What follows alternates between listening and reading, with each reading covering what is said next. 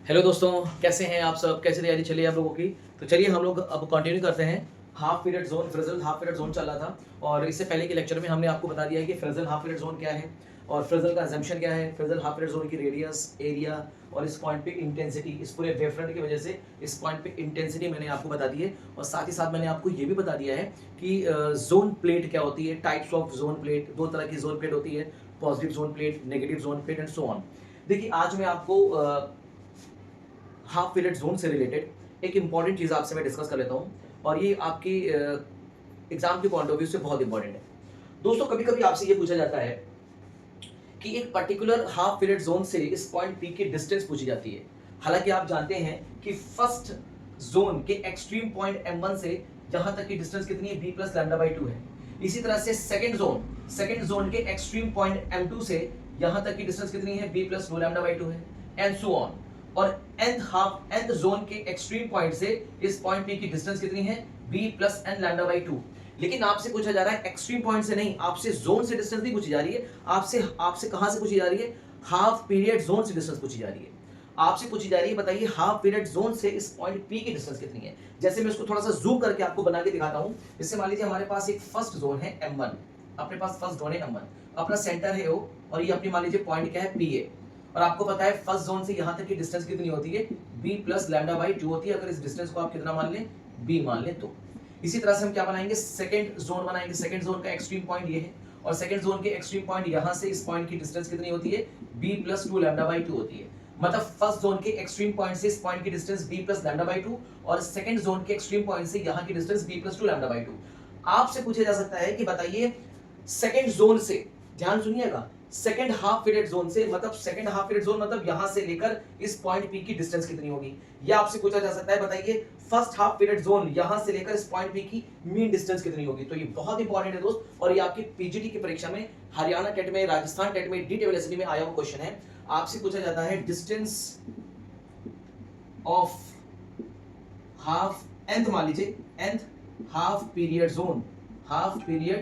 Zone from point P। तो मान लीजिए आपके सामने ये nth माइनस 1 जोन है और आपके सामने ये कौन सा जोन है, लेट सपोज मान लीजिए nth जोन है। अगर ये nth माइनस 1 जोन होगा तो बताइए यहाँ की डिस्टेंस कितनी हो जाएगी, b plus n minus 1 lambda by 2 हो जाएगी एक्सट्रीम पॉइंट की। और अगर ये nth जोन है तो nth जोन से लेकर इस पॉइंट की डिस्टेंस कितनी हो जाएगी, यहाँ पे आप क्या कर देंगे, सिर्फ n लैम्डा लगा देंगे, n लैम्डा बाई 2। बोलिए यहाँ तो कोई दिक्कत तो नहीं है, बहुत बढ़िया। अब आप देखिए बहुत इंपॉर्टेंट चीज समझिए, आपसे nth जोन और nth माइनस 1 जोन मतलब nth हाफ पीरियड जोन, ये जोन कौन सा है, nth हाफ पीरियड जोन से लेकर यहां तक की डिस्टेंस आपसे पूछ रहा है। तो nth हाफ पीरियड जोन से लेकर पॉइंट तक की डिस्टेंस निकालने का मैं आपको एक शॉर्ट ट्रिक मेथड बता देता हूं, आपको पूरा डेरिवेशन करने की जरूरत नहीं है दोस्त। तो मीन डिस्टेंस आपको निकालना पड़ेगा। क्या निकालना पड़ेगा दोस्त, मीन डिस्टेंस निकालना पड़ेगा। कैसे निकालेंगे मीन डिस्टेंस, आपसे किसके बीच पूछ रहा है, आपसे पूछ रहा है nth हाफ पीरियड जोन के बारे में पूछ रहा है ना। तो जिस हाफ पीरियड जोन से पूछे उसके एक्सट्रीम पॉइंट और इसके नीचे वाले के एक्सट्रीम पॉइंट के बीच के डिस्टेंस का मीन निकाल दो। जैसे फॉर एग्जांपल आपसे पूछ रहा है distance of nth half period zone from point P। तो बताइए nth जोन की इस पॉइंट P से डिस्टेंस कितनी है, b plus n lambda by 2, b plus n lambda by 2। बोलो ये है कि नहीं। उसके नीचे के जोन पे आ जाओ, उसके नीचे का जोन कौन सा है, mn माइनस 1, mn-1। तो बताओ mn-1 के लेकर यहां तक mn-1 जोन के एक्सट्रीम पॉइंट से लेकर p तक की डिस्टेंस कितनी है, b प्लस n-1 लैम्डा। तो लिख दो b plus n-1 lambda by 2। अब इनका आप क्या ले लो, अब इनका मीन ले लो, आप डिवाइडेड बाय 2 करके इसका मीन ले लो, खत्म हो गया। इसको सिंप्लीफाई कर लो तो b plus n lambda by 2 हो जाएगा plus b plus n lambda 1 n-1 lambda by 2 हो जाएगा। और डिवाइड का साइन किसका लगा दो, 2 का डिवाइड का साइन लगा दो। आप इसको सिंप्लीफाई करके देख लेना। आप इसको सिंप्लीफाई करना, b प्लस b कितना हो जाएगा दोस्त, 2b हो जाएगा प्लस यहां से देखो n लैम्डा बाई 2 और इसको अगर थोड़ा सा मल्टीप्लाई कर दें तो आपको क्या मिलेगा, यहां से देखो इसमें से n लैम्डा बाई 2 और n माइनस लैम्डा बाई 2 में से लैम्डा बाई 2 का कॉमन ले लो। तो लैम्डा बाई 2 अगर हम कॉमन ले लें तो अंदर क्या बचेगा, n प्लस n माइनस 1, तो हो जाएगा 2n माइनस 1 डिवाइडेड बाय 2 हो जाएगा। यहां से हम 2 को कॉमन निकाल लेंगे तो आपको मिलेगा b प्लस 2n माइनस 1। फिर से मैं बात बता देता हूं आपको, इसको आप फटाफट से नोट कर लीजिए, बहुत इंपॉर्टेंट रिजल्ट है दोस्त, इससे बेस्ट क्वेश्चन आ सकता है एग्जाम में। ये आ जाएगा आपको b plus 2n minus 1 lambda by 4। ये हो गया आपका डिस्टेंस, मोस्ट इंपॉर्टेंट, क्योंकि जब आप यहां से 2 कॉमन लेंगे ना, 2 से 2 नीचे कैंसिल आउट हो जाएगा। तो ये आपको फॉर्मूला मिलेगा b plus 2n-1 lambda by 4। इसको आप नोट कर लीजिए। ये किसकी डिस्टेंस है? nth हाफ पीरियड जोन से लेकर पॉइंट P की डिस्टेंस है। तो लिख लीजिएगा distance between nth half period zone from point P। इसको नोट करिए, मोस्ट इंपॉर्टेंट रिजल्ट आपके सामने दोस्त, बताइए। ठीक है, चलिए अब मैं आपसे एक चीज और क्वेश्चन पूछूंगा। आपके सामने एक क्वेश्चन और आ सकता है कि बताइए जरा कि फर्स्ट हाफ पीरियड जोन से जो वेवलेट्स निकल रही हैं वो इस पॉइंट P पर आकर उसका एम्पलीट्यूड कितना है? आपको पता है उसका मैक्सिमम एम्पलीट्यूड होता है। या आपसे पूछ ले बताइए फोर्थ हाफ पीरियड जोन से निकलने वाली वेवलेट्स का इस पॉइंट P पे एम्पलीट्यूड कितना है? या आपसे पूछा जा सकता है बताइए nth हाफ पीरियड जोन से निकलने वाली वेवलेट्स का इस पॉइंट P पे एम्पलीट्यूड कितना है? तो एम्पलीट्यूड निकालने का भी मैं आपको डायरेक्ट एक रिलेशन, डायरेक्ट एक फॉर्मूला बताने वाला हूं। इसको तो आप अच्छी तरह से नोट कर लीजिए, ये बहुत इंपॉर्टेंट है। जैसे मान लीजिए आपसे कहा गया कि चलिए बताइए फटाफट से कि फर्स्ट हाफ पीरियड जोन का इस पॉइंट P से मीन डिस्टेंस कितना है? तो ये जो b प्लस लैम्डा बाई 2 है ना, ये b plus lambda by 2 first zone के एक्सट्रीम पॉइंट से P तक का डिस्टेंस है। बात समझिए, ये फर्स्ट जोन के एक्सट्रीम पॉइंट से लेकर इस पॉइंट तक का डिस्टेंस कितना है? b plus n-1 lambda by 2। लेकिन आपको यहां से ये डिस्टेंस पूछ रहा है, ये मीन डिस्टेंस पूछ रहा है। ये मीन डिस्टेंस कैसे निकालेंगे? डायरेक्ट फॉर्मूला अप्लाई करेंगे। अब आपको फर्स्ट हाफ पीरियड जोन आपसे पूछ रहा है, फर्स्ट हाफ पीरियड जोन की पॉइंट P से डिस्टेंस कितनी है? तो n बराबर यहां पे क्या रख देंगे? n बराबर यहां पे रख देंगे 1 और फॉर्मूला आपके सामने है -1, ये हो जाएगा लैम्डा बाई 4। सिंपलीफाई करेंगे b प्लस 2 - 1 हो जाएगा लैम्डा बाई 4 दोस्त। कितना हो जाएगा? b plus lambda by 4। बेहतरीन क्वेश्चन है, बहुत ही लाजवाब क्वेश्चन है। तो इस तरह के क्वेश्चंस आपके एग्जाम में देखने को मिल सकते हैं। कुछ अच्छी चीजों की प्रैक्टिस करिए, कुछ नई चीजों की प्रैक्टिस करिए, कुछ इंपॉर्टेंट चीजों की प्रैक्टिस करिए दोस्तों। ठीक है, तो चलिए अब आपको मैं बताने वाला हूं कि किसी भी हाफ पीरियड जोन से अगर कोई वेवलेट्स आ रही है तो उसका इस पॉइंट P पर एम्पलीट्यूड निकालने का शॉर्ट ट्रिक फार्मूला क्या है, अब ये आपके सामने मैं आपको बताने वाला हूं, बस बने रहिए। देखिए दोस्तों, ये बहुत इंपॉर्टेंट है, इसको आप टिक मार्क लगा लीजिए, 3 स्टार बना के लगा लीजिए। Amplitude of a wavelets from nth half period zone से जो वेवलेट्स आ रही हैं, चाहे वो सिलिंड्रिकल वेवलेट्स हों और चाहे वो स्फेरिकल वेवलेट्स हों, ठीक है, तो उनका एम्पलीट्यूड निकालना है एट पॉइंट P पे। ठीक है, और ये वेवलेट्स कहां से आ रही हैं? nth हाफ पीरियड जोन से वेवलेट्स आ रही है, तो उनका एम्पलीट्यूड एट पॉइंट P पे आपको निकालना है। तो आप डायरेक्ट फॉर्मूला क्या यूज करेंगे? एम्पलीट्यूड। हालांकि हम लोग ने एम्पलीट्यूड को किससे लेके चल रहे थे? हम लोग m से लेके चल रहे थे, आप इसको m से लेके चलिए। एम्पलीट्यूड को हम किससे लेके चलेंगे? m से ही लेकर चलेंगे। ठीक है, तो amplitude mn is equals to pi lambda 1 plus cos theta divided by dn। ठीक है, यहां पे सारी चीजें क्या है देख लीजिए। mn का मतलब है is the amplitude at a point P due to the nth half period zone. Lambda is the wavelength of the light, monochromatic light की wavelength. Theta n is the angle between the normal to the nth zone and line joining the zone to the point P। मतलब zone के centre से point P को मिलाने वाली line से लेकर extreme point normal तक के बीच का ये एंगल दे रहा है थीटा। और dn को क्या बोलेंगे? Is the average distance of the nth half period zone. nth half period zone की इस पॉइंट P से क्या है? एवरेज डिस्टेंस है। और एवरेज डिस्टेंस का फॉर्मूला मैंने अभी आप लोगों को इससे पहले के स्लाइड में दिखाया है दोस्त। ठीक है, तो इस फॉर्मूले को अच्छी तरह से नोट कर लीजिएगा, ये बहुत इंपॉर्टेंट फॉर्मूला है। जैसे मान लीजिए आपसे पूछ लिया गया कि बताइए 10th हाफ पीरियड जोन का इस पॉइंट P पे एम्पलीट्यूड कितना होगा? तो 10th हाफ पीरियड जोन का इस पॉइंट P पे अगर एम्पलीट्यूड पूछेगा तो आपको थीटा की वैल्यू देगा। और 1 प्लस कॉस थीटा को बोलते हैं ऑब्लिक्विटी फैक्टर। क्या बोलते हैं दोस्त? Obliquity factor. तो आप इसको लिख लीजिएगा 1 plus cos theta is called obliquity factor. तो थीटा की वैल्यू आपको देगा। एवरेज डिस्टेंस आप निकाल सकते हैं। एवरेज डिस्टेंस का फॉर्मूला मैंने अभी आपको बताया है, b plus 2n-1 lambda by 4। अगर आपसे मान लीजिए 10th हाफ पीरियड जोन की बात कर रहा है तो n बराबर 10 कर दीजिएगा। ठीक है, तो यहां से आप एवरेज डिस्टेंस निकालेंगे, उठा के आप पुट कर लीजिएगा। थीटा की वैल्यू आपको देगा, लैम्डा की वैल्यू देगा, उठा के आप एम्पलीट्यूड निकाल सकते हैं। जो 10th हाफ पीरियड जोन से आने वाली वेवलेट्स का इस पॉइंट P पे क्या एम्पलीट्यूड है, आप ये निकाल सकते हैं दोस्त। ठीक है, तो क्योंकि हम लोगों को पढ़ना सब कुछ है दोस्त। जोन प्लेट अगर आपको दे दी गई है ना, और फ्रेसनल जोन के बारे में अगर आपको पढ़ना है तो आपको सब कुछ पढ़ना पड़ेगा।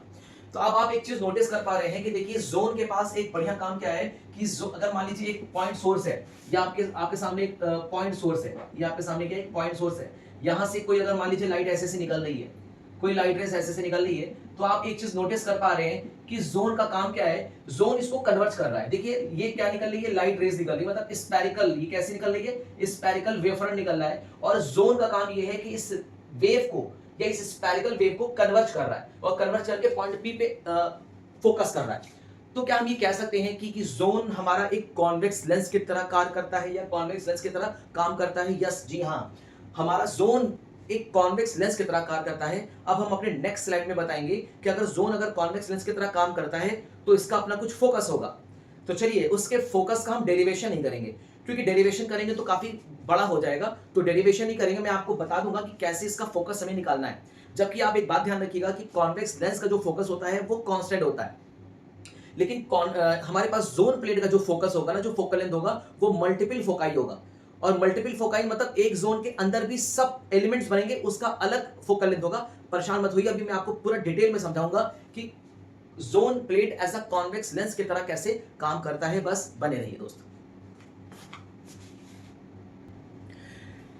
देखिए दोस्तों, अब यहाँ पे हमारे पास एक जोन प्लेट है और हमारे पास एक मोनोक्रोमेटिक लाइट सोर्स है। यहाँ से कैसी वेव निकल रही है? प्लेन वेव फ्रंट, मतलब स्फेरिकल वेव फ्रंट निकल रही है। और जैसे ही वेव फ्रंट इस पॉइंट पे पहुंचती है, मतलब इस जोन प्लेट पे पहुंचती है, तो इसके जो इस पॉइंट पे जो वेवलेट्स होंगे वो सेकेंडरी वेवलेट्स निकलेंगे और यहाँ पे पहुंच के कंस्ट्रक्टिव सुपरपोजिशन करेंगे। हमने जोन प्लेट को क्या किया है, हमने फर्स्ट हाफ पीरियड जोन को ट्रांसपेरेंट बना दिया है और सेकंड हाफ पीरियड जोन को हमने ओपेक कर दिया है, मतलब उसको पेंट कर दिया है।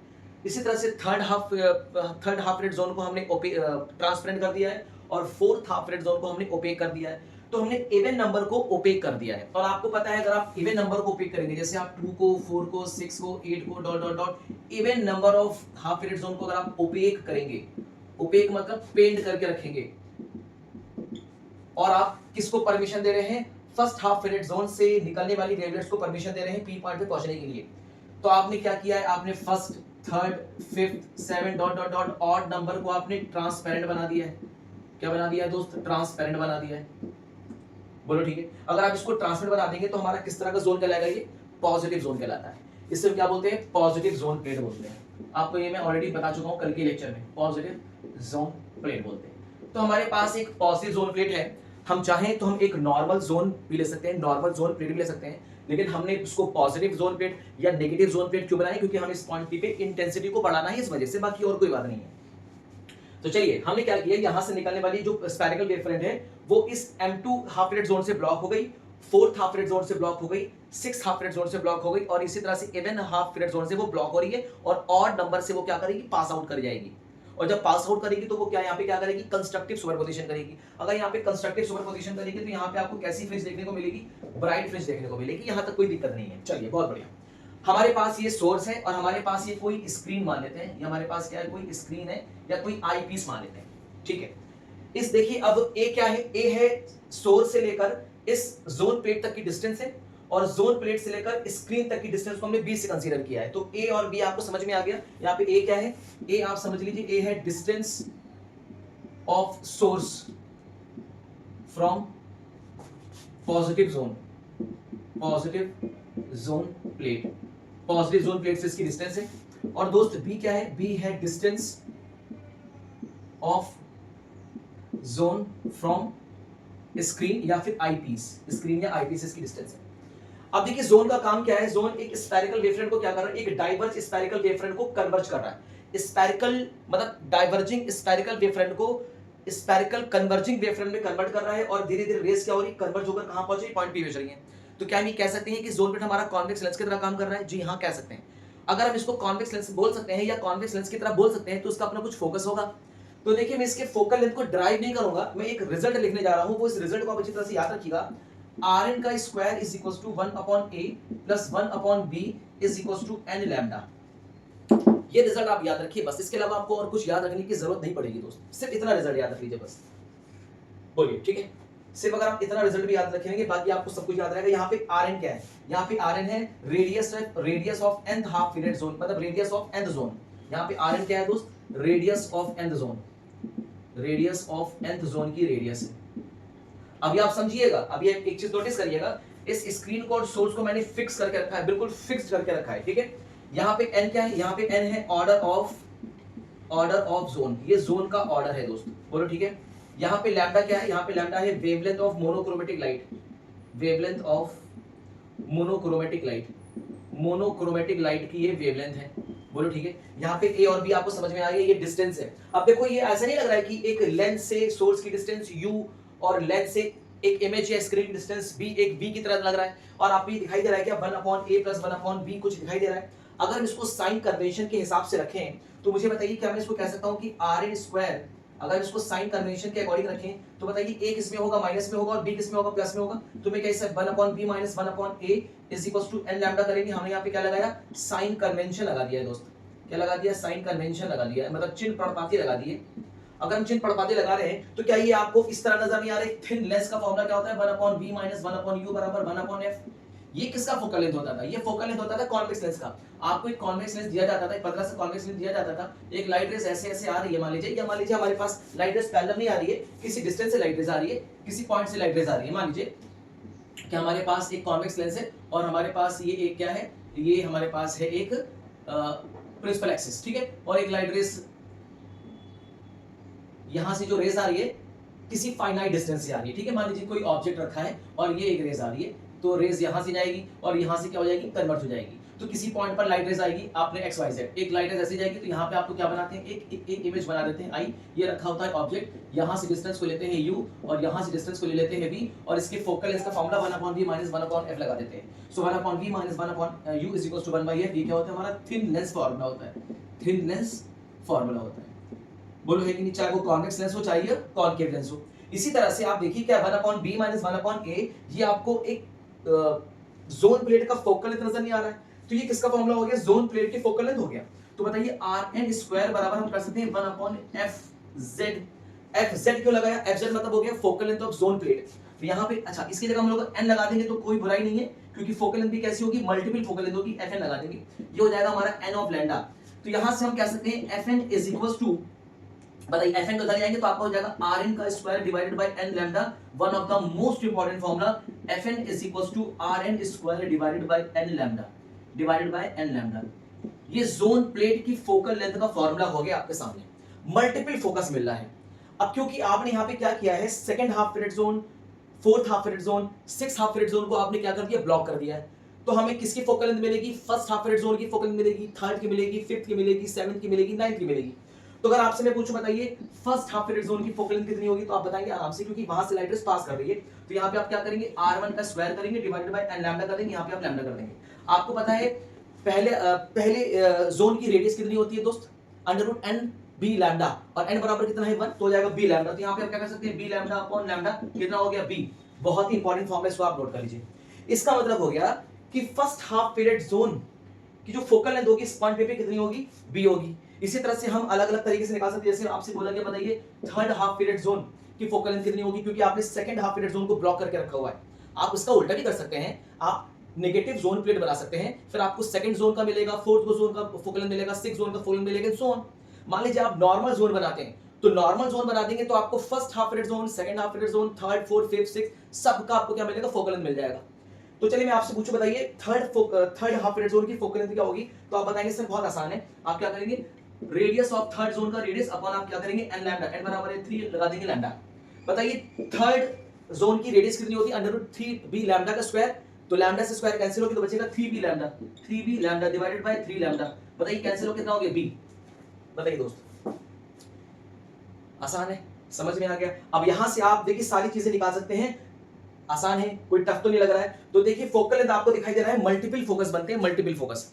अब यहाँ पे आपको ये तो बेसिक हो गया कि हमने अगर स्क्रीन को और इसको हमने क्या किया, बिल्कुल फिक्स करके रखा है, और हमने ये मान लिया कि पहले जोन के अंदर सिर्फ एक ही एलिमेंट है। हमने क्या मान लिया कि पहले जोन के अंदर सिर्फ एक ही एलिमेंट है इस पोजीशन पे। मान लीजिए इस स्क्रीन की पोजीशन को हम चेंज करके यहाँ कर दें। मान लीजिए हमने क्या किया, इस स्क्रीन की पोजीशन को हमने चेंज करके ये हमारी फर्स्ट पोजीशन है, ये हमारी सेकंड पोजीशन हो गई। मान लीजिए ये हमारी फर्स्ट पोजीशन, ये हमारी सेकंड पोजीशन हो गई है। अब मान लीजिए जैसी सेकंड पोजीशन हो गई, अब इस सेकंड पोजीशन को अगर हम स्क्रीन पे रखेंगे तो इस फर्स्ट हाफ पीरियड जोन के अंदर मान लीजिए 3 सब एलिमेंट्स बन गए। कितने बन गए दोस्त, 3 सब एलिमेंट्स बन गए। मान लीजिए इस स्क्रीन को पकड़ के हमने और कर दिया, और मान लीजिए फर्स्ट हाफ पीरियड जोन के अंदर इस बार 5 एलिमेंट्स बन गए। तो अब तो फोकल लेंथ हर एलिमेंट की चेंज होती जाएगी ना। तो यहाँ पे एक बहुत ही खतरनाक, बहुत ही जबरदस्त फॉर्मूला आ जाएगा कि अभी तो ये एक नॉर्मल फॉर्मूला था, ये नॉर्मल फॉर्मूला मतलब यूज करेंगे, ये मान के चलेंगे कि फर्स्ट हाफ पीरियड जोन के अंदर सिर्फ एक ही एलिमेंट है, इसी तरह से थर्ड जोन के अंदर सिर्फ एक ही एलिमेंट है, फिफ्थ जोन के अंदर सिर्फ एक ही एलिमेंट है, बस। मान लो अगर पर्टिकुलर जोन के अंदर अगर सब एलिमेंट्स बनना स्टार्ट हो गए तो हर एक एलिमेंट का फोकल लेंथ अलग अलग हो जाएगा, और अगर फोकल लेंथ अलग हो जाएगा तो उसका फॉर्मूला भी फिर चेंज हो जाएगा दोस्त। और ये फॉर्मूला चेंज हो जाता है कब, जब आप स्क्रीन को मूव कराते हैं। मान लीजिए फर्स्ट पोजीशन पे स्क्रीन थी, बहुत ध्यान सुनिएगा, मान लीजिए फर्स्ट पोजीशन पे स्क्रीन थी, तो मैंने आपको पहले एक फॉर्मूला बता देता हूं, उसके बाद आप याद रखिएगा, ठीक है। तो आप देखिए Fm is equal to Rn का square upon 2m minus 1 n lambda. बिल्कुल भी कंफ्यूज होने की जरूरत नहीं, मैं आपको पूरा बेहतरीन तरीके से बताता हूं। मान लीजिए m क्या है हमारा, m है पोजीशन ऑफ स्क्रीन, ये ऑड नंबर है, ये क्या हमारा ऑड नंबर है, ये जोन के अंदर का ऑड नंबर है, पर्टिकुलर जोन के अंदर का ऑड नंबर है, ठीक है ना। चलिए, अब हो सकता हो इस जोन के अंदर एक जोन हो, एक सब जोन हो सकता हो इस जोन के अंदर 3 सब जोन हो सकता हो इस जोन के अंदर 5 हो 7 हो, क्योंकि हमने क्या किया है, हमने ऑड नंबर के जोन को ट्रांसपेरेंट बनाया है ना, तो जोन के अंदर क्या बनेंगे, सब जोन बनेंगे, और सब जोन कैसे बनेंगे, ऑड नंबर के बनेंगे। मान लीजिए हमने स्क्रीन को इस पोजीशन पर रखा, फर्स्ट पोजीशन पर रखा, और मान लीजिए पहले जोन के अंदर कितना सब जोन बना है, सिर्फ एक बना है, एक बना है, तो m बराबर क्या रखोगे, सिर्फ m बराबर रख देना 1, कितना रख देना 1, तो 2 मल्टीप्लाई बाय 1 कितना हो जाएगा, 2 माइनस 1 1, तो कितना फॉर्मूला आ जाएगा आपका, आ जाएगा Rn का square divided by n lambda. क्या ये इसी के बराबर आ रहा है, बिल्कुल इसके बराबर आ रहा है। तो हमने ये क्या मान के चले थे, मान लीजिए जब स्क्रीन की पोजीशन ये थी, पहले स्क्रीन की पोजीशन ये थी, और इस स्क्रीन की पोजीशन पे इस फर्स्ट हाफ पीरियड जोन के अंदर सिर्फ एक ही एलिमेंट था, तब हमारे पास ये फॉर्मूला था। अब मान लीजिए आपने स्क्रीन की पोजीशन को चेंज करके यहां कर दिया, और जैसी स्क्रीन की पोजीशन चेंज करी और इस फर्स्ट हाफ पीरियड जोन के अंदर 3 एलिमेंट्स आ गए, कितने एलिमेंट्स आ गए, 3 एलिमेंट्स, 3 एलिमेंट्स का मतलब होता है 3 जोन आ गए, और अगर 3 जोन आ जाएंगे तो यहाँ पे क्या रख देना, n बराबर 3 रख देना, तो 2 मल्टीप्लाई बाय 3 6, और 6 माइनस 1 5, 5n लैम्डा आ जाएगा। बताओ क्लियर है कि नहीं, अभी मैं करके बताता हूं, बिल्कुल परेशान मत होइएगा, ये फॉर्मूला पहले आप फटाफट से नोट करिए, मैं आपको सारी चीजें बिल्कुल बेहतरीन तरीके से बताऊंगा दोस्त, मैं जब तक इसको क्लियर नहीं कर दूंगा मैं आगे नहीं बढ़ूंगा, प्रॉमिस है, पक्का वादा है। इसको पहले फटाफट से नोट करिए, फिर मैं आपको एक एग्जांपल से समझाऊंगा, तो आपको बेहतर तरीके से क्लियर हो जाएगा दोस्त। देखो दोस्तों, अभी हमने मान लिया कि हमारी स्क्रीन की पोजीशन क्या थी, मान लीजिए ये फर्स्ट पोजीशन थी, कैसी पोजीशन थी, फर्स्ट पोजीशन थी, ठीक है, और ये हमारी स्क्रीन की कौन सी पोजीशन है, मान लेते हैं सेकंड पोजीशन है, ठीक है, और मान लीजिए स्क्रीन को हमने और पास लेकर आ गए, और जैसी पास लेकर आ जाएंगे हमारी कौन सी पोजीशन हो जाएगी, थर्ड पोजीशन हो जाएगी। तो स्क्रीन की हम पोजीशन क्या कर रहे हैं, बार बार चेंज कर रहे हैं। मान लीजिए हमारी स्क्रीन पहले किस पे थी, फर्स्ट पोजीशन पे थी, first position of screen, first position of screen, screen की हमारी फर्स्ट पोजीशन, बोलो ठीक है।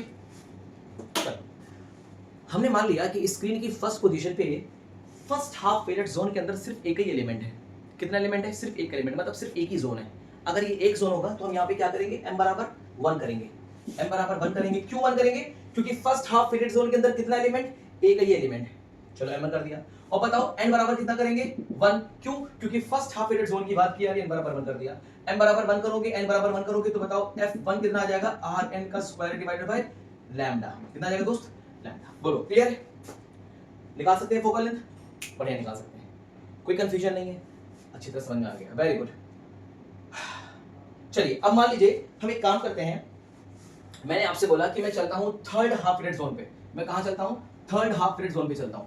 अब मैंने बोला आपसे थर्ड हाफ पीरियड जोन मेरे पास है, चलिए मेरे पास क्या है, थर्ड हाफ पीरियड जोन है, ठीक है, और थर्ड हाफ पीरियड जोन अपने पास है, और हमने स्क्रीन को अभी इसी पोजीशन पे रखा है, मान लीजिए इसी पोजीशन पे रख दिया मैंने, और इसी पोजीशन पे रखकर ये आपके सामने क्या है B, और ये आपके सामने क्या है A, ठीक है, फर्स्ट पोजीशन पे रखा है हमने, और थर्ड हाफ पीरियड जोन पे मैंने बोला कि इस थर्ड हाफ को देखिए, थर्ड हाफ पीरियड जोन में मैंने मान लिया कितने एलिमेंट्स बन रहे हैं, 3 एलिमेंट्स बन रहे हैं, कितने बन रहे हैं दोस्त, 3, पढ़ सकते हैं, नहीं, याद रखिएगा, जितने एलिमेंट्स यहां बनेंगे उतने एलिमेंट्स यहां बनेंगे, उतने एलिमेंट्स यहां बनेंगे। अगर स्क्रीन की इस पोजीशन पे इस वाले फर्स्ट हाफ पीरियड जोन पे अगर एक एलिमेंट बन रहा है, तो थर्ड हाफ पीरियड जोन पे भी एक ही एलिमेंट बनेगा, फिफ्थ पे भी एक ही एलिमेंट बनेगा। मान लीजिए स्क्रीन की पोजीशन को हमने सेकंड पोजीशन कर दिया, तो फर्स्ट हाफ पीरियड जोन पे अगर 3 एलिमेंट बन रहा है, तो तीसरे थर्ड हाफ पोजीशन पे भी 3 एलिमेंट बनेगा, और फिफ्थ हाफ पीरियड जोन पे भी 3 एलिमेंट बनेगा दोस्त। बोलो क्लियर है, बात समझ में आ गई। चलिए तो मैंने एक काम करते हैं, अब स्क्रीन की पोजीशन को हम चेंज कर देते हैं। अब स्क्रीन की पोजीशन हमने ले ली है second position of screen, second position of screen, screen की हमारी कौन सी पोजीशन हो गई है, सेकंड पोजीशन हो गई, मतलब ये वाली पोजीशन हो गई। और इस पोजीशन पे हमने मान लिया कि थर्ड हाफ पीरियड जोन को हम कंसीडर कर रहे हैं, और यहाँ पे हमारे कितने एलिमेंट्स बन रहे हैं, 3 एलिमेंट्स बन रहे हैं, और n बराबर क्या होगा 3, क्योंकि हम थर्ड हाफ पीरियड जोन की बात कर रहे हैं, और m बराबर कितना होगा 3, मतलब 3 जोन्स बन रहे हैं। मतलब इस आप इसको देखिए, ये आपके सामने क्या है दोस्त, ये आपके सामने m3 है, मतलब थर्ड हाफ पीरियड जोन है, तो इसके अंदर क्या बनेंगे, जोन्स बन जाएंगे। कितने जोन बनेंगे, 3 जोन बन जाएंगे। इस जोन का फोकल लेंथ अलग होगा, इस जोन का फोकल लेंथ अलग होगा, इस जोन का फोकल लेंथ अलग हो जाएगा। बोलो क्लियर है। अगर मान लो हमें इस जोन का फोकल निकालना है, तो हम यहाँ पे क्या कर देंगे, m बराबर कितना कर देंगे, 1 कर देंगे। बोलो ठीक है, अगर हमें इस जोन का फोकल लेंथ निकालना है तो यहाँ करेंगे m बराबर 2 कर देंगे, हम इस जोन का फोकल निकालना है तो m बराबर क्या कर देंगे 3 कर देंगे। तो मान लीजिए थर्ड हाफ पीरियड जोन के अंदर हमारे टोटल कितने जोन्स बन गए हैं, 3 सब जोन्स बन गए या 3 एलिमेंट्स बन गए, और हर एलिमेंट का आप निकाल सकते हैं, first element, second element, third element का। तो जैसे मान लीजिए हमें निकालना है फर्स्ट एलिमेंट का, तो आप यहाँ पे क्या लिखेंगे m1 लिखेंगे, और मान लीजिए हमें सेकंड एलिमेंट का निकालना 2 रखेंगे और n बराबर क्या रखेंगे 3 रखेंगे, और थर्ड हाफ पीरियड जोन के अंदर अगर आपको थर्ड एलिमेंट का निकालना है तो m बराबर 3 रखेंगे और n बराबर क्या रखेंगे दोस्त 3 रखेंगे। तो देखिए सबका फोकल लेंथ अलग अलग आएगा, इसका फोकल लेंथ अलग होगा, इसका फोकल लेंथ अलग होगा, इसका फोकल लेंथ अलग होगा। इसका मतलब हो गया मेरे दोस्त कि हर हाफ पीरियड जोन की फोकल लेंथ तो अलग होती ही होती है, और इसका फॉर्मूला तो आपके सामने होता था Fn बराबर Rn का स्क्वायर अपॉन n लैम्डा, ये फॉर्मूला होता था, बोलो है कि नहीं। लेकिन अब हर हाफ पीरियड जोन के अंदर भी अगर सब एलिमेंट्स बन गए, सब जोन बन गए, तो हर सब एलिमेंट्स और सब जोन का अलग अलग फोकस हो जाएगा। जैसे मैंने मान लीजिए मैंने आपसे बोला कि फिफ्थ हाफ पीरियड जोन के अंदर टोटल 7 एलिमेंट्स हैं, कितने, टोटल 7 एलिमेंट्स हैं, तो हर एक एलिमेंट का फोकल लेंथ अलग हो जाएगा। तो यहाँ पे m5 की बात कर रहे हैं तो यहाँ पे n बराबर क्या कर देना 5 कर देना। और फिफ्थ हाफ पीरियड जोन के अंदर टोटल कितने बने हैं जोन्स, 7 सब जोन्स बने हैं, तो पहले जोन का फोकल लेंथ अलग होगा, दूसरे का अलग होगा, तीसरे का अलग होगा, चौथे का अलग होगा, पांचवे का अलग होगा, छठवें का अलग होगा, सातवें का अलग होगा दोस्त। बात समझ में आ रही है। तो यहाँ पे हम कौन सा फॉर्मूला यूज करेंगे, Fm is equal to Rn का square upon 2m minus 1 n lambda, बस ये याद करना, ठीक है। अब इसके लिए फोकल लेंथ अलग हो जाएगी, यहाँ पे m बराबर 1 कर देना, n बराबर 3 कर देना, बोलो क्लियर है। इसी तरह से मान लीजिए इसकी इस कंडीशन के लिए फोकल लेंथ अलग हो जाएगी, m बराबर 2 कर देना, n बराबर 3 कर देना। इस कंडीशन के लिए फोकल लेंथ चेंज जाएगी, m बराबर 3 कर देना, n बराबर 3 कर देना, बोलो क्लियर है। तो यहाँ पे हमारे पास जो जोन प्लेट मिलती है ना, उसके पास मल्टीपल फोकस होते हैं, कितने फोकस होते हैं, मल्टीपल फोकस होते हैं। मान लीजिए इसी की जगह पर अगर आपने क्या किया होता, नेगेटिव जोन प्लेट ले लिया होता, क्या ले लिया होता, नेगेटिव जोन प्लेट ले लिया होता, तब यहाँ पे हम क्या करते, mn लैम्डा कर देते, क्या करते दोस्त, mn लैम्डा कर देते। सेम फॉर्मूला आपको मिलता, सेम फॉर्मूला, कुछ भी अलग नहीं मिलता, क्या मिलता, Fn is equal to Rn का square upon n lambda, same मिलता, उसमें कोई दो राय नहीं है, सेम मिलता। और आप मान लीजिए नेगेटिव जोन लेते तो आपको यही फॉर्मूला मिलता। लेकिन अगर नेगेटिव जोन करते तो आप मान लीजिए एक जोन के अंदर अगर सब जोन भी बन गया तो यहाँ पे आप क्या लगा देंगे, सिर्फ mn लगा देंगे, m लगा देंगे। अब यहाँ पे m बराबर 1 2 3 4 5 डिपेंड करेगा, m बराबर कहाँ से स्टार्ट करेंगे, m बराबर 2 से लेंगे, फिर m बराबर क्या लेंगे 4 लेंगे, फिर 6 लेंगे, फिर 8 लेंगे, क्योंकि इस बार क्या हो रहा है, इस बार आपने नेगेटिव जोन प्लेट बनाया है, और इस बार आप जब नेगेटिव जोन प्लेट बनाएंगे तब आप किसको ट्रांसपेरेंट बना रहे हैं, second half period zone, fourth half period zone, sixth half period zone को आप ट्रांसपेरेंट बना रहे हैं, first half period zone, third fifth seventh को आप ओपेक बना रहे हैं। तो अब यहाँ पे हम क्या लेंगे, m को एक इवन नंबर में लेंगे, यहाँ पे हम किसको लेंगे, इसमें उसको हम ऑड नंबर में ले लेंगे, बोलो क्लियर है, यहाँ तक बात समझ में आ गई, कोई कंफ्यूजन तो नहीं है। उम्मीद है कि यहाँ पे m बराबर 1 2 3 4 5 ले लेना, यहाँ पे भी हम क्या लेंगे, m की वैल्यू 1 2 3 4 5 ले सकते हैं, क्लियर है। चलिए, तो उम्मीद है कि यहाँ तक चीजें आपको समझ में आ गई होंगी, कोई कंफ्यूजन नहीं होगा। चलिए, तो देखिए इस बात का थोड़ा सा ध्यान रखने वाली चीज ये है कि जब आप नेगेटिव हाफ पीरियड जोन ले लेंगे, या क्या ले लेंगे, नेगेटिव हाफ पीरियड जोन ले लेंगे, तब आपका इस M2 के अंदर, इस M2 हाफ पीरियड जोन के अंदर जो सब जोन्स बनेंगे वो किस में होंगे, इवन नंबर में होंगे, जैसे 2 होगा, 4 होगा, 6 होगा, 8 होगा, 10 होगा। लेकिन आप पॉजिटिव जोन प्लेट लेंगे और पर्टिकुलर जोन के अंदर अगर एलिमेंट्स बन गए तो वो एलिमेंट्स किस में होंगे, ऑड नंबर में होंगे, जैसे 1 होगा, 3 होगा, 5 होगा, 7 होगा, 9 होगा। बहुत ज्यादा कंफ्यूज होने की जरूरत नहीं है, बस आप दो फॉर्मूले अच्छी तरह से याद रखिएगा, और ये मल्टीपल फोकस होता है जोन प्लेट का, मल्टीपल फोकस, ठीक है दोस्त।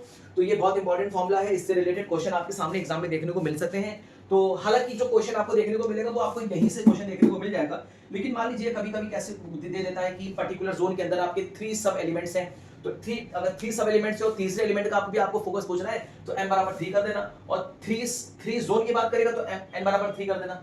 तो यहां से भी हम लोग निकाल सकते हैं फोकल लेंथ, ठीक है। तो ये मल्टीपल फोकस होता है किसका, जोन प्लेट का। अब हम आगे डिस्कस करेंगे कि जोन प्लेट और कॉन्वेक्स लेंस में क्या समानताएं होती हैं, और जोन प्लेट और कॉन्वेक्स लेंस में क्या असमानताएं होती हैं, क्या डिफरेंस भी होते हैं। तो चलिए, हमारे पास आपने यहाँ पे देख लिया कि जोन प्लेट का काम रेस को कन्वर्ज करने का है, और वही काम हमारा कॉन्वेक्स लेंस का भी होता है, लेकिन इनमें कुछ सिमिलरिटीज भी होती हैं और कुछ डिससिमिलरिटीज भी होती हैं। आगे हम देखेंगे कि जोन प्लेट और कॉन्वेक्स लेंस के अंदर क्या सिमिलरिटीज हैं, क्या समानताएं हैं और क्या असमानताएं हैं। बस बने रहिए दोस्त। देखिए दोस्त, अब हम लोग देखेंगे similarities between zone plate and convex lens. Zone plate और कॉन्वेक्स लेंस में क्या समानताएं हैं। देखिए, सबसे पहली समानता ये है कि कॉन्वेक्स लेंस भी हमारा रियल इमेज बनाता है और जोन प्लेट भी हमारा क्या बनाता है, रियल इमेज बनाता है। तो कॉन्वेक्स लेंस भी रियल इमेज बनाएगा, और ये कैसा होगा, रियल इमेज, इन्वर्टेड होगा। इसी तरह से हमारा जोन प्लेट भी जो होगा वो भी क्या बनाएगा, रियल इमेज बनाएगा, और ये भी इन्वर्टेड होगा। देखिए एक सबसे बेसिक सिमिलरिटी ये है। दूसरी ये है कि जोन, जैसे कॉन्वेक्स लेंस के अंदर कन्वर्जिंग नेचर होता है कि लाइट की रेस को कन्वर्ज कर देता है, अभिसारित कर देता है, उसी तरह से जोन प्लेन के अंदर भी ये टेंडेंसी होती है कि लाइट की रेस को कन्वर्ज कर देती है या अभिसारित कर देती है। तो दोनों के अंदर कौन सा नेचर होता है, कन्वर्जिंग नेचर होता है। Convex lens and zone plate both has tendency to converges the light rays, दोनों लाइट रेस को कन्वर्ज कर देती हैं। तीसरा, इनके अंदर जो सिमिलरिटीज होती हैं कि आप देखते हैं कि जब आप थिन लेंस लेते हैं, या कॉन्वेक्स लेंस लो या कॉनकेव लेंस लो, तो जब आप थिन लेंस का लेंस मेकर फॉर्मूला बनाते हैं तो आप देखते हैं 1/f = μ - 1 1/r1 - 1/r2 वाला फॉर्मूला आप यूज कर सकते हैं, थिन लेंस फॉर्मूला। बोलो क्लियर है? बहुत बढ़िया। अब आप मुझे एक बात बताइए, यहाँ से म्यू को क्या हम वेवलेंथ के टर्म्स में लिख सकते हैं? बिल्कुल लिख सकते हैं वेवलेंथ टर्म्स में। आपको पता है फॉर्मूला होता है म्यू = यहाँ पे म्यू क्या होता है, किसका रिफ्रैक्टिव इंडेक्स होता है, ग्लास का रिफ्रैक्टिव इंडेक्स होता है। किसका ग्लास होता है, ग्लास का रिफ्रैक्टिव इंडेक्स होता है। तो आपको पता है म्यू क्या होता है, म्यू होता है उस ग्लास के अंदर या उस मटेरियल के अंदर लाइट की स्पीड के इनवर्स प्रोपोर्शनल होता है, ये फॉर्मूला होता है। जब यहाँ पे हम एक प्रोपोर्शन का साइन आते हैं तो क्या लगा देते हैं, सी लगा देते हैं, सी। तो ये फॉर्मूला आपके सामने क्या होता है, म्यू = c/b हो जाता है फॉर्मूला। ये चीज आपने अच्छी तरह से पढ़ी होगी। अगर इसको हम वेवलेंथ के टर्म्स में लिखें तो लिख सकते हैं, बताइए फॉर्मूला होता है हमारा v = f × लैम्डा।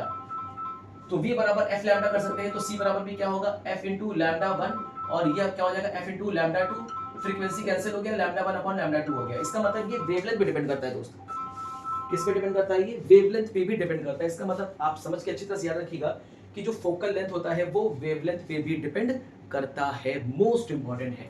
तो जिस तरह से कॉन्वेक्स लेंस का फोकल लेंथ वेवलेंथ पे डिपेंड करता है, उसी तरह से जोन प्लेट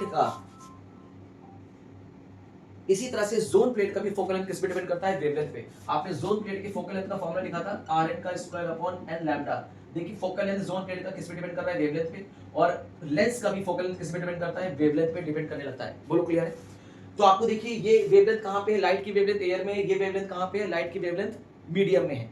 तो इसका मतलब जोन प्लेट का जो कॉन्वेक्स लेंस का जो फोकल लेंथ है वो उसकी वेवलेंथ पे भी डिपेंड करेगा। तो दोनों वेवलेंथ पे डिपेंड करते हैं। तो कहने की बात है दोनों किस पे डिपेंड करते हैं, वेवलेंथ पे। तो both convex lens and zone plate depends on wavelength of light,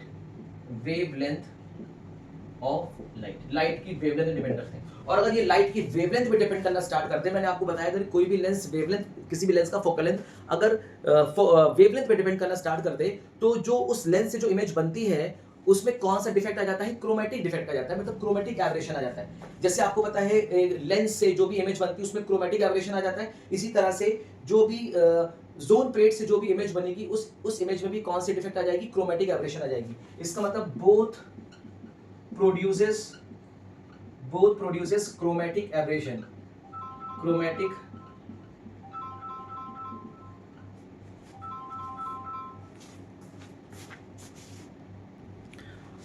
हाँ। तो दोस्तों देखो ये चीज मैं बता रहा था कि दोनों convex lens and zone plate depends on wavelength of light, और both produces chromatic aberration in image में दोनों क्या प्रोड्यूस कर देंगी, क्रोमेटिक एब्रेशन प्रोड्यूस करेंगे। तो जैसे लेंस क्रोमेटिक एब्रेशन प्रोड्यूस करता है वैसे ही ये भी क्या करेंगे, क्रोमेटिक एब्रेशन प्रोड्यूस करेंगे। और क्रोमेटिक एब्रेशन किसकी वजह से होता है, डिस्पर्जन ऑफ लाइट, लाइट के डिस्पर्जन का फिनोमेना होता है। बहुत बढ़िया। एक और सबसे इंपॉर्टेंट सिमिलरिटीज नहीं कह सकते, वो डिससिमिलरिटीज है। चलिए हम अब डिस्कस करने वाले हैं कि इन दोनों में क्या असमानताएं हैं, इन दोनों में क्या डिससिमिलरिटीज हैं। तो ये तो सिमिलरिटीज हो गई। अब इसके बाद देख लीजिए dissimilarities between zone plate and convex lens. दोस्त देखिए दोस्त, ये dissimilarities between zone plate and convex lens. Zone plate और कॉन्वेक्स लेंस में कुछ असमानताएं भी होती हैं, और ज्यादातर असमानताएं होती हैं, समानताएं तो बहुत ही कम होती हैं, लेकिन असमानताएं बहुत ज्यादा हैं। सबसे पहले अगर डिससिमिलरिटी देखा जाए तो जोन प्लेट में जो क्रोमेटिक एब्रेशन होता है बहुत ही मच सीवियर होता है, बहुत ही सीवियर क्रोमेटिक एब्रेशन होता है due to the multiple foci. But convex lens में जो क्रोमेटिक एब्रेशन होता है वो लेस होता है, बहुत ही कम होता है, because of the single focal length. तो कॉन्वेक्स लेंस में क्रोमेटिक एब्रेशन की इंटेंसिटी बहुत ही कम होती है, लेकिन जोन प्लेट में जो क्रोमेटिक एब्रेशन होता है बहुत ही सीवियर होता है। दूसरा सबसे बड़ा डिफरेंस ये है कि zone plate acts simultaneously convex and concave lens. Zone plate simultaneously convex और कॉन्केव लेंस के भांति कार्य करता है। अगर ये कॉन्वेक्स लेंस के भांति कार्य करेगा तो ये रियल इमेज बनाएगा, कॉन्केव लेंस के भांति कार्य करेगा तो वर्चुअल इमेज बनाएगा, लेकिन कॉन्वेक्स लेंस हमेशा रियल इमेज ही बनाता है।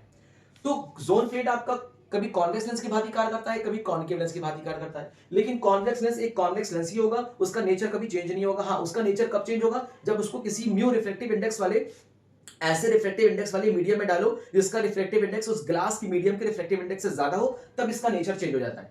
तो नेचर चेंज होता है, कॉन्वेक्स कॉन्केव बन जाता है या कॉन्केव कॉन्वेक्स बन जाता है। तो याद रखिएगा कॉन्वेक्स लेंस का जो इमेज बनती है कॉन्वेक्स लेंस से, वो हमेशा कैसी बनती है, रियल इमेज बनती है। तीसरा देखिए डिफरेंस क्या है, image is formed by diffraction phenomena. Zone plate में जो इमेज बनती है या जो भी इमेज बनती है, चाहे वो रियल इमेज बनी हो चाहे वर्चुअल बनी हो, तो वो डिफ्रैक्शन फिनोमेना से बनती है, विवर्तन की घटना से बनती है। लेकिन कॉन्वेक्स लेंस में जो इमेज बनती है वो हमेशा रिफ्रैक्शन के फिनोमेना से बनती है, रिफ्रैक्शन ऑफ लाइट के फिनोमेना से बनती है।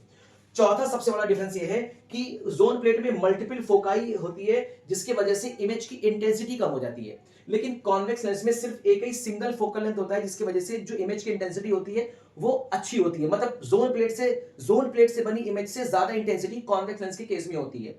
बहुत बढ़िया। इसके बाद फिफ्थ डिफरेंस ये है कि जोन प्लेट में जब लाइट की वेव जब दो अल्टरनेटिव जोन से निकलती है या वेवलेट्स जब दो अल्टरनेटिव जोन से निकलती हैं और जब पॉइंट पी पर पहुंचती हैं, तो उनके बीच में पाथ डिफरेंस कितना होता है, लैम्डा का, और फेज डिफरेंस कितना होता है, 2 पाई का होता है। भाई अगर सक्सेसिव से निकलेंगी, ध्यान देखिएगा, जोन अगर दो सक्सेसिव जोन प्लेट से निकलेंगी तब तो जाकर इनके बीच में पाथ डिफरेंस लैम्डा बाई 2 का होगा और फेज डिफरेंस कितना होता है, पाई का होता है। लेकिन दो अल्टरनेटिव जोन से जो वेवलेट्स निकलती हैं उनके बीच में पाथ डिफरेंस कितना होता है, लैम्डा का, और फेज डिफरेंस कितना होता है, 2 पाई का होता है। तो इनके बीच में कौन सा सुपरपोजिशन होगा, कंस्ट्रक्टिव सुपरपोजिशन होगा। लेकिन कॉन्वेक्स लेंस के केस में जब इमेज बनती है, जब दो वेव्स आपकी पहुंचती है, तो इनके बीच में पाथ डिफरेंस और फेज डिफरेंस कितना होता है दोस्त, 0 होता है। ये क्वेश्चन बहुत बार पूछा गया है। तो 0 पाथ डिफरेंस और phase difference in case of convex lens. जब कॉन्वेक्स लेंस से जब दो रेज निकलती हैं और किसी पॉइंट पे पहुंच के जब इमेज बनती है, तो इनके बीच में पाथ डिफरेंस और फेज डिफरेंस कितना होता है, 0 होता है।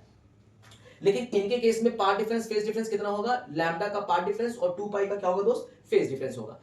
छठा सिक्स इनका डिफरेंस ये है कि कॉन्वेक्स जोन प्लेट की जो फोकल लेंथ होती है वो मोनोक्रोमेटिक लाइट की वेवलेंथ के इनवर्सली प्रोपोर्शनल होती है।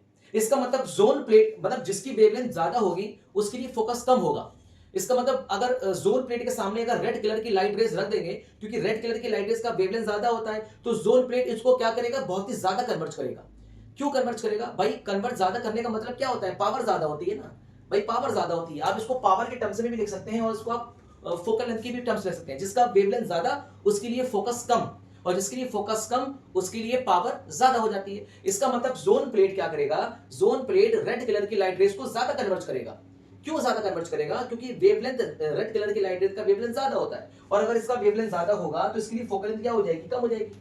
और फोकल लेंथ कम हो जाएगी मतलब पावर बढ़ जाएगी, फोकल लेंथ कम मतलब पावर बढ़ गई, और पावर बढ़ने का मतलब होता है ज्यादा कन्वर्ट करना। पावर बढ़ने का मतलब क्या होता है, ज्यादा कन्वर्ट करना होता है। लेकिन इसी केस में क्या होता है, कॉन्वेक्स लेंस के केस में क्या होता है कि जो कॉन्वेक्स लेंस का फोकल लेंथ होता है वो उसके वेवलेंथ के डायरेक्टली प्रोपोर्शनल होता है। मैंने अभी आपको दिखाया था, इसके डायरेक्टली प्रोपोर्शनल होता है। इसका मतलब रेड कलर की लाइट रेज है तो रेड कलर की जिसका वेवलेंथ ज्यादा उसके लिए फोकस ज्यादा, जिसकी फोकस ज्यादा उसके लिए पावर कम। इसका मतलब ये होता है कि कॉन्वेक्स लेंस के सामने अगर एक रेड कलर की लाइट रेज रख देंगे तो कॉन्वेक्स लेंस रेड कलर की लाइट रेज को कम डाइवर्ज करेगा, और कम डाइवर्ज करेगा मतलब उसको बहुत दूर तक फैलाएगा। बहुत दूर तक फैलाएगा मतलब उसके लिए फोकल लेंथ क्या हो जाएगी दोस्त, बढ़ जाएगी। बोलो क्लियर है। लेकिन वायलेट कलर के लिए क्या होगी, फोकल लेंथ कम हो जाएगी। तो यहां से आप एक चीज बहुत ध्यान से इस चीज को ध्यान रखिएगा। जैसे मान लीजिए कि हमने एक मोनोक्रोमेटिक लाइट रेज रख दी किसके सामने, मान लीजिए हमने एक जोन प्लेट के सामने मोनोक्रोमेटिक लाइट रेज रख दी। तो यहां से मान लीजिए सक्सेसिव, मान लीजिए लाइट रेज ऐसे ऐसे जा रही है, ये वेवफ्रंट्स आ रहे हैं, ऐसे ऐसे वेवफ्रंट्स आ रहे हैं मान लीजिए, ठीक है ना, ऐसे ऐसे वेवफ्रंट्स आ रहे हैं मान लीजिए। तो यहां से जब इसको आपका क्या सेंटर पॉइंट है, यहाँ पे वेव पहुंचेगी, मान लीजिए वेव ऐसे से पहुंच रही है, ठीक है। तो किसका कन्वर्जन सबसे ज्यादा होगा, कौन सबसे ज्यादा कन्वर्ज करेगी। अब आप यहां से देखिए फोकल लेंथ इसके लैम्डा की इनवर्सली प्रोपोर्शनल होता है।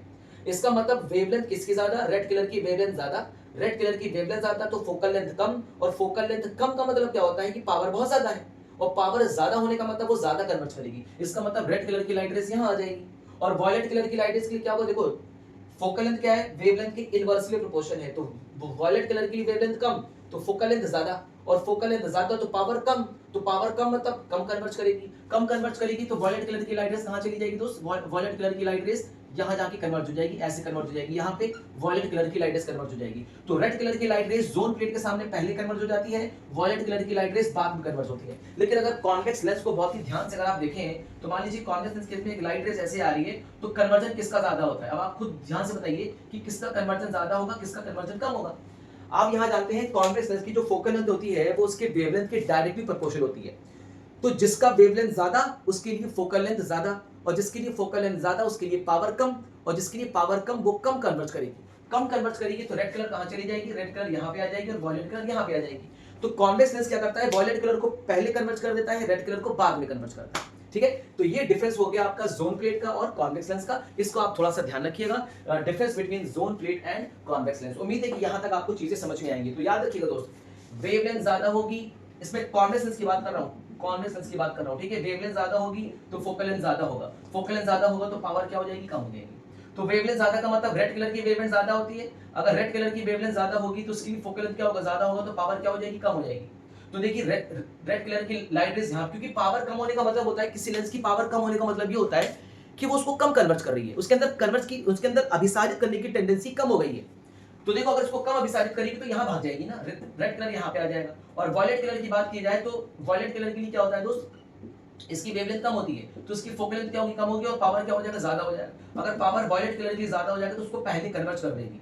ठीक है, तो ये आपका बेसिक डिफरेंस पूछा जा सकता है zone plate versus convex lens के अंदर। उम्मीद है कि यहां तक आपको चीजें और बातें दोनों अच्छी तरह से समझ में आएगी। यहां पे आपका जोन प्लेट और फ्रेसेल हाफ पीरियड जोन पूरी तरीके से समाप्त हो जाता है विद अ प्रॉपर एक्सप्लेनेशन के साथ। उम्मीद है कि आपको डिफरेंस और सिमिलरिटीज आपको समझ में आ गई होगी।